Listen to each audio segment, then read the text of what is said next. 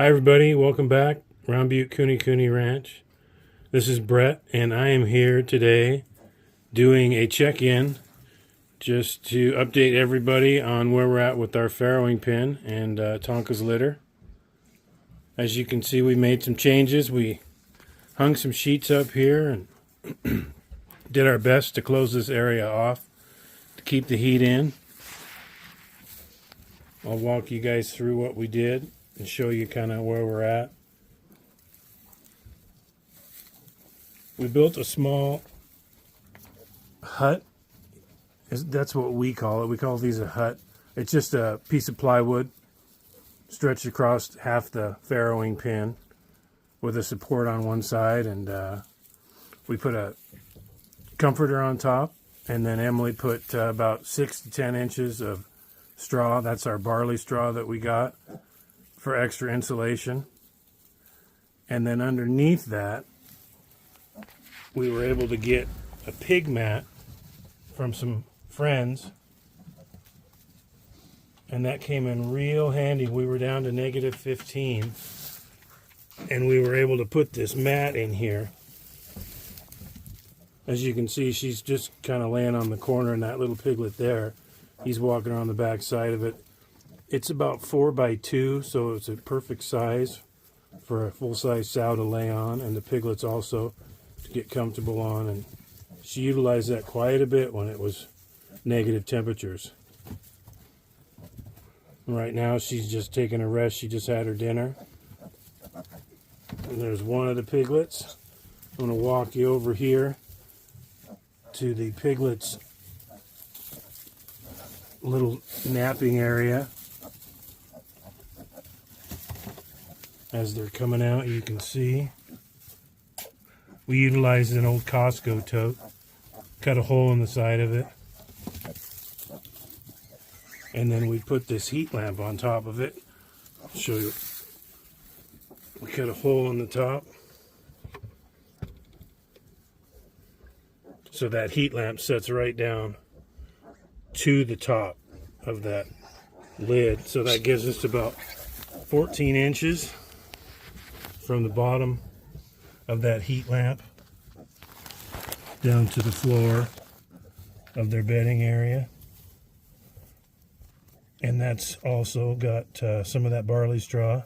Emily's put probably, I'd say there's 3 or 4 inches in there and a little more on the sides. And this black tote has really helped retain heat with that heat lamp. This is a Premier 1 heat lamp, and very, very nicely made. Not super hot. You can see it's also got the grill for safety, but this black tote really helps retain that heat. It did a great job for us in these cold weather. We also hung one here out in the middle area. We put this one that's about 36 inches off the ground, just high enough for Tonka to be able to pass under without making any contact. And it's the continuation here. This is the creep, the crush rails actually, we call this. Technically, I guess this is the creep, where they sleep, where their little bedding area is called the creep. And these are the crush rails that we installed. I think Emily already went over this in a previous video. We put them about 8 inches off the wall, and they're roughly 8 to 12 inches, maybe 14 inches on some corners off the ground. That gives plenty of room for a piglet to pass in behind mom if she decides to lay down and they get too close, so they have plenty of area to get out.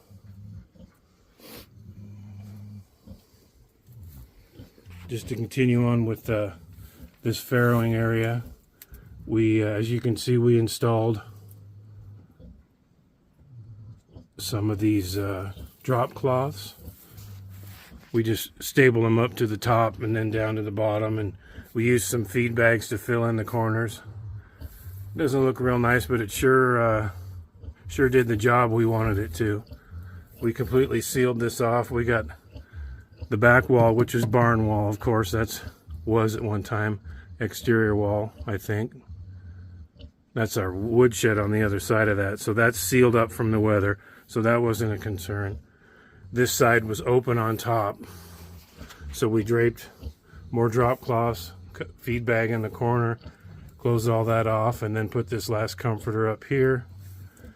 And one more drop cloth here that's just folded over. So we can pull that down and completely enclose this area, with the exception of a pass-through underneath, so Mom could get in and out very easily. And there they are, nursing with Mom. They're doing really well.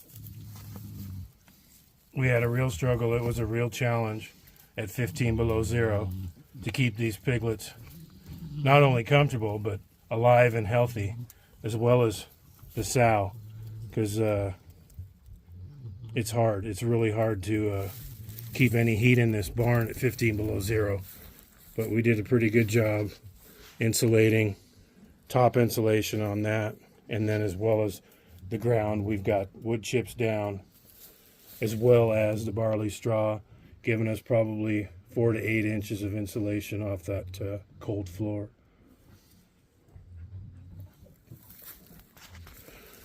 Well, that's going to be it. I hope you guys enjoyed this video. If you have any questions, leave a comment, and we'll talk to you soon.